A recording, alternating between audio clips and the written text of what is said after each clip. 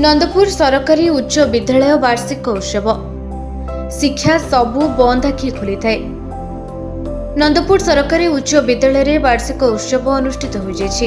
एही उत्सव रे मुख्य अतिथि भावे पटांगी विधायक तथा कांग्रेस विधायक दल नेता रामचंद्र काडाम जोगदे कार्यक्रम शुभ उद्घाटन करी छात्र छात्री माने एही मूल्यवान समय को नष्ट न करी शिक्षा ग्रहण उपरे अधिक गुरुत्व देबाकू परामर्श देबा सह शिक्षा सबु अंधार को आलोकित करिथाय बोली कहिथिले। तो सहित एही पुरातन विद्यालयरू अनेक छात्र छात्री भल पाठ पढ़ी बड़ मनीष होई सुनाम रखिथिबा बेले समस्ते विद्यालय उन्नति उपरे आह्वान दैछन्ति। मुख्य वक्ता भावे नंदपुर सिंधे देवी माध्यमिक विद्यालयर अध्यापक रवि नारायण शतपथी, सम्मानित अतिथि भावे नंदपुर गोष्ठी उन्नयन अधिकारी दुर्गा प्रसाद दुरा, ब्लॉक अतिरिक्त शिक्षा अधिकारी ममताज गोमांग, नंदपुर गोष्ठी स्वास्थ्य केन्द्र डॉक्टर संदीप पंडा, सरपंच साजंती कृष्णानी, समिति सभ्या विनोदिनी शर्माड़ी प्रमुख जोग देथिले।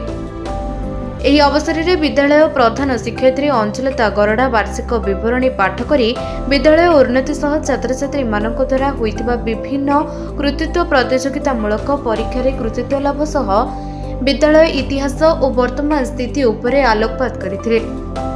एही अवसर में अवसर प्राप्त दुई शिक्षक वेणुगोपाल बेहेरा और हिंदी शिक्षक फकीर कुमार बारिकों को मुख्य अतिथि श्री काडाम संबोधित करथिले।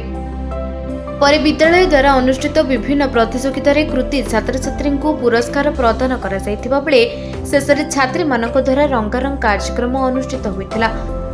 अन्यमानक मध्यरे आदिवासी नेता भगवान पेटिया, प्रधान शिक्षयित्री गीतांजलि सेठी, आदर्श विद्यालय अध्यक्ष नंद खरा, सामाजिक कर्मी मुन्ना दलपति, कांग्रेस ब्लॉक सभापति मदन हाड़पोटिया, बाबूराव खरा, धनपति सीसा, कांग्रेस जिला उपसभापति देवेंद्र खेमुंडू, विधायक प्रतिनिधि कामेश कामुड़ी, रामकृष्ण पड़ाल, संजीव खरा प्रमुख जोग देथिले। एही कार्यक्रम को शिक्षक प्रदीप त्रिपाठी परिचालना करथिबा बेले समस्त शिक्षक शिक्षयित्री सहयोग करथिले। कोरापुट जिला नंदपुर हिरण्य विषय रिपोर्ट निरपेक्ष न्यूज।